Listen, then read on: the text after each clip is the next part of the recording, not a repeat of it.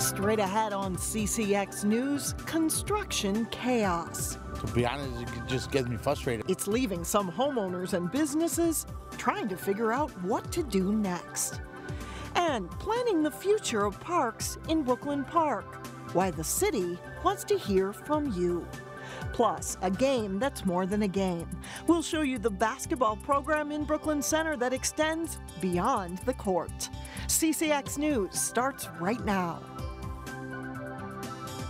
Hello and thanks for joining us. The County Road 81 construction project has been underway for more than a year, but the work is now ramping up. And reporter Sonia Goen shows us how that road work is impacting motorists and businesses. Yeah, it's been frustrating. Construction chaos, merge signs, single winding lanes, and traffic tie-ups. It's enough to get on anyone's nerves. Worse than a parking lot. We just can't do nothing. We gotta be stuck right there for like 20-30 minutes without moving. And it's especially tough for folks like Jose Vera, who live along County Road 81. Just gets me frustrated. I don't even know what to say. I'm just like, man, I gotta get to where I'm going. And it just sucks. Neighbors say they have to leave their homes about 30 minutes earlier than normal if they want to get anywhere. It's a headache, but I'm just kind of patient and hoping that it gets done. So. All the orange cones along 81 has some business owners seeing red. It's slowed it down quite a bit. The customers aren't able to find it, so they end up going in circles and circles around here. TN Transportation and Automotive say it's lost more than 50% of its customers since the project started. Heck, some days we're lucky to get a person in the door, but on a busy day, maybe 10 people going through the neighborhood. And although the business is located directly off 81, you can't get to it from the road. We're at a lost ends right now. We just don't know what to do. Some frustrated motorists are taking a dangerous route, jumping the curb off a busy highway when they can't find their way. I have to explain to people that they have to take 5 lefts in order to get into here. The Bottineau Boulevard project runs from 63rd Avenue to West Broadway in Brooklyn Park. Crews are making the road wider, improving traffic signals, adding a sound wall, installing bike and pedestrian lanes, and updating underground sewer pipes. We appreciate people's patience as they drive through the area. We encourage them always to allow for extra time when driving through the area. Officials say the improvements will help with traffic flow and make the road safer. The project is expected to be done by the end of the year. In Brooklyn Park, Sonia Goins, CCX News. And at the Capitol, Democrats and Republicans are far apart on transit issues, including new light rail projects like the proposed Bottineau line. A conference committee Tuesday approved a bill that would prohibit local government agencies from spending any money on new light rail unless they get specific legislative approval. And while Republicans say they are open to negotiations, Democrats lined up this afternoon to protest. Representative Lyndon Carlson of Crystal says economic development opportunities could be lost. One of the communities along the line has indicated that there would be 10,000 new jobs in that suburb alone as a result of the completion of the Bottineau line. And that doesn't include all of the economic opportunity that you've heard from others along the lines that are already completed. That's just one of the suburbs. The next expected step is negotiations with the governor's office.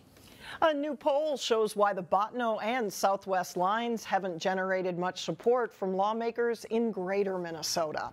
The Star Tribune Minnesota poll shows 54% of Minnesotans support taxpayer funding for the 2 light rail lines, with 34% opposed and the rest undecided. However, most of that support comes from Hennepin and Ramsey County residents. The support falls below 50% for the rest of the metro, and it's even less in outstate Minnesota.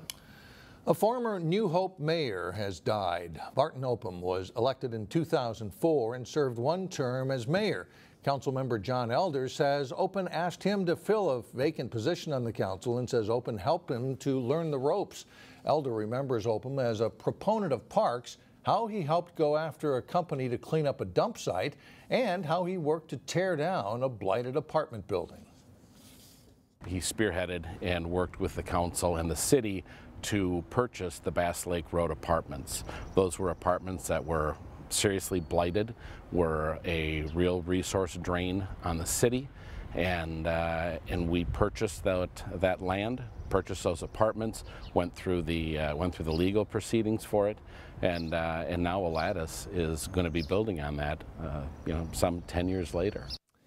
Martin Opham died after an illness at his home in Elk River. He was 73. Brooklyn Park is looking for ways to improve its parks, and now they want to hear from residents. The city has 60 parks that range from the bigger ones like Central Park to the smaller neighborhood parks such as Lakeland. Before the city decides where to make upgrades, they're asking for input, and the idea is to identify improvement projects that will benefit the entire city. That includes the possibility of creating a new signature aquatic park. This plan is only as good as the feedback we get from the community. The community needs to have a voice about what's important to them in the park system, what their vision for the future is, what do they want for their children and their grandchildren in this community. Tonight, Wednesday evening, is the first of 5 community meetings. It starts at 6:30 at the Brooklyn Park Library.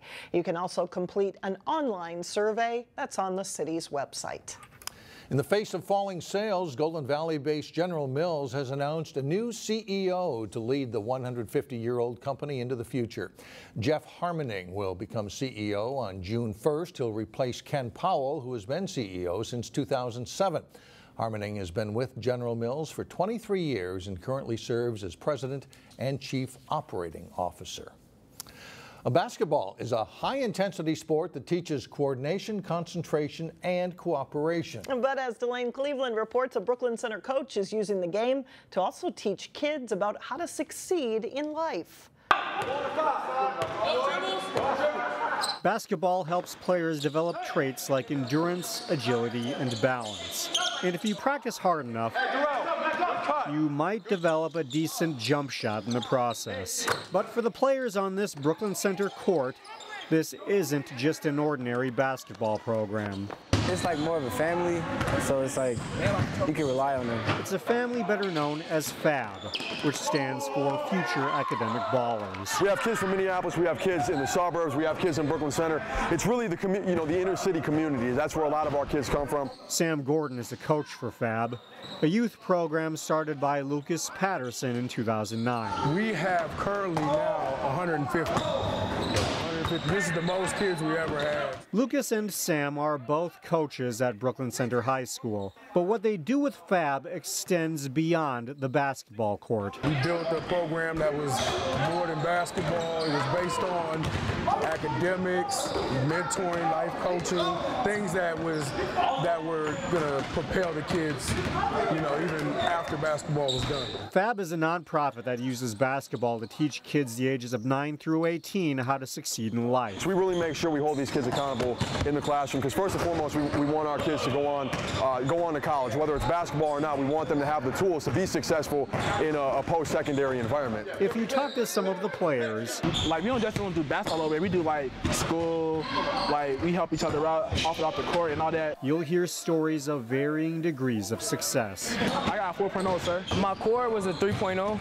My core classes, yeah, that was all A's and B's. So that helped me. That helped me a lot, though. Many of these players have dreams of going pro.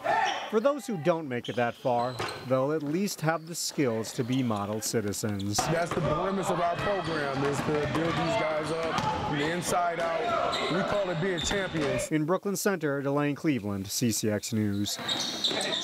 Coaches say they're still accepting new players, and if you want more information on FAB, you can go to our website at ccxmedia.org. Still ahead on CCX News, do's and don'ts when it comes to landscaping. That's next in Money Savers. Plus, it's a high-scoring battle as Armstrong and Park Center meet up in prep softball. But first, a nice stretch of weather approaches 60s and sunshine on Thursday. We'll be right back. Welcome back. Spring is a popular time for homeowners who want to plant trees and landscape their yards. Besides sprucing up the outside of your house, landscaping can actually increase the value of your home. And we get more from Eric Nelson in this week's Money Savers. Right now is the busy season when it's go time for us. Spring has sprung. which for some of us means springing into action and putting trees, shrubs, and flowers in the yard. Trees planted in the right location around the house can really help save on air conditioning costs, annual air conditioning costs, annual heating bills. According to Justin Bentz from the Davey Tree Expert Company, those energy costs can sometimes be cut in half. Strategically planted trees provide shade in the summer and cut down on wind in the winter. If you're not worried about fall color and flowers, it's great to do an evergreen. Evergreens provide great privacy screens, great shade. Another value to trees and shrubs is better curb appeal, which realtors say increases the value of a house. When they pull up to the house, it really sets a tone for everything going forward. The good news for homeowners is that yard improvement doesn't have to be that expensive. You don't need to spend a lot of money. It's really just about having it look welcoming and maybe having some color there to make the person feel good about the house when they walk in. A key to sprucing up your yard is knowing where to plant trees. Like real estate, it's all about location, location, location. You don't want to plant it right next to the driveway or to the walk where years down the road there's going to be an issue. Another key is balance. Don't go overboard and create a mini forest that could scare off a potential buyer. You can go too far with this. You can go ahead and put something there where someone drives up and said, I would never ever maintain something of this degree. It's really important that you consult with a certified arborist to make sure you're putting the right tree in the right place. For Money Savers, I'm Eric Nelson, CCX News. Still ahead, a perspective of local living from foreign exchange students. But first, Maple Grove and Osseo meet up on the baseball diamond in a key Northwest Suburban Conference game. John Jacobson has the highlights next.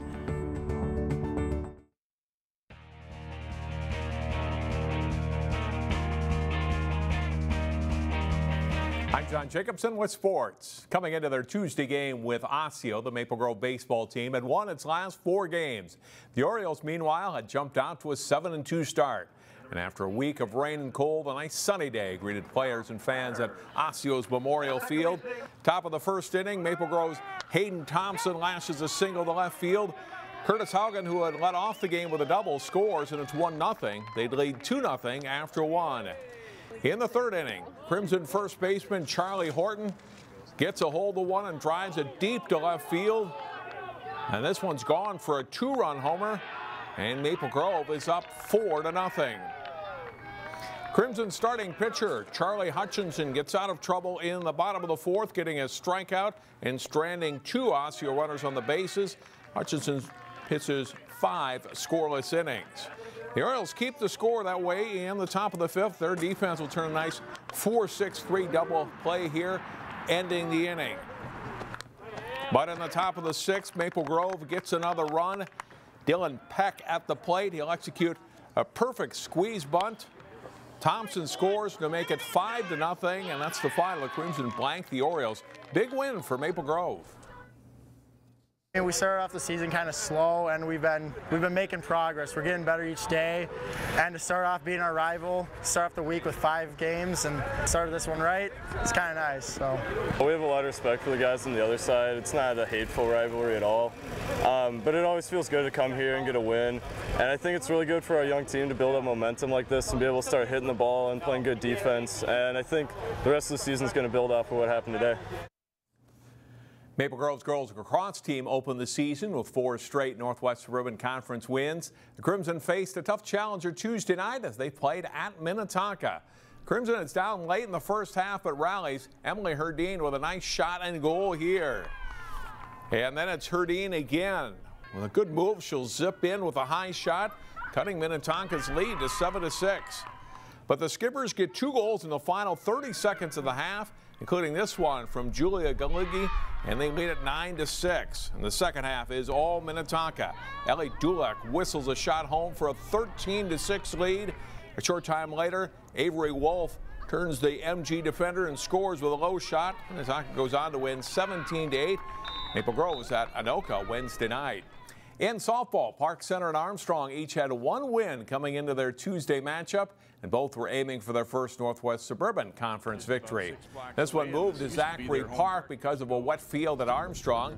Leah Baker lines a single to left in the bottom of the first to score Danny Sorensen for Armstrong. It's the start of a high-scoring game. Park Center erupts in the second inning. Casey Johnson lines a hit to right center field. 2-run score on the play as the Pirates grab a 3-1 lead. Still in the second, and Hannah Ruin delivers a hit to left. 2-run score. The ball ruled to have been bobbled by the catcher on the tag attempt here. And it's 5-1 Pirates. And Joe Fatanti's Falcons will come right back. Bottom of the second, Kaylin Leonard slicing a hit down the line in right. Allie Burns is the second runner to come in. Armstrong ties it with 4 runs in the frame, and they keep hitting all game. Addie Clare's liner to center, in for a hit. That scores a pair of runs. Armstrong retakes the lead 7-6. Next batter is Sorensen, and she'll come through with a base hit to score another run. Armstrong goes up 11-6 through 3 wild innings of play. Fifth inning, Armstrong's Mary Isaac connects, sending it to a big puddle beyond the fence in left field. It proves to be an important insurance run. It's 12-7 Armstrong. Park Center battles back in the 6th. Cheyenne Kennedy's liner drops into left to score a run. Pirates score 4 runs to pull within 12-11, but Armstrong holds on for their first victory in the conference this season. Finally, despite a loss to Minnetonka last Friday, the Wayzata baseball team remains #1 in the state Class 4A high school baseball rankings. Wayzata is first this week, with Minnetonka still second in the polls. Lakeville North has moved up to #3, followed by Stillwater, Blaine, and STMA. Osseo, Champlin Park, and Maple Grove are all ranked in the top 20. And that's it for sports. Mike and Alex, back to you. All right, thanks, John. We'll be right back. Hello, everyone, again. Well, finally, a chance to celebrate international exchange students in Golden Valley. A group called Global Golden Valley helped organize a night to recognize all the exchange students that are staying with host families in the city. There are students from South Korea, China, Spain, and France, and many of them are studying at Breck. While the students are now getting ready to return home, they shared some highlights and surprises from their stays. One student from France was surprised to see how big the schools were in Minnesota. Another from China was surprised by how you needed a car to get everywhere. It was a good learning opportunity for the community. This is a chance to recognize them, and our theme is thanks for bringing the world to us. And so one of the things that we found is that they're very busy as students. And one other story, one Chinese exchange student says local Chinese restaurants serve American Chinese. But after he spoke Chinese to one of the owners, they actually gave him a different menu. So you just have to ask, apparently, right? Yeah, we thought we were eating Chinese. That's right. That does it for us. Thanks for joining us. See you tomorrow.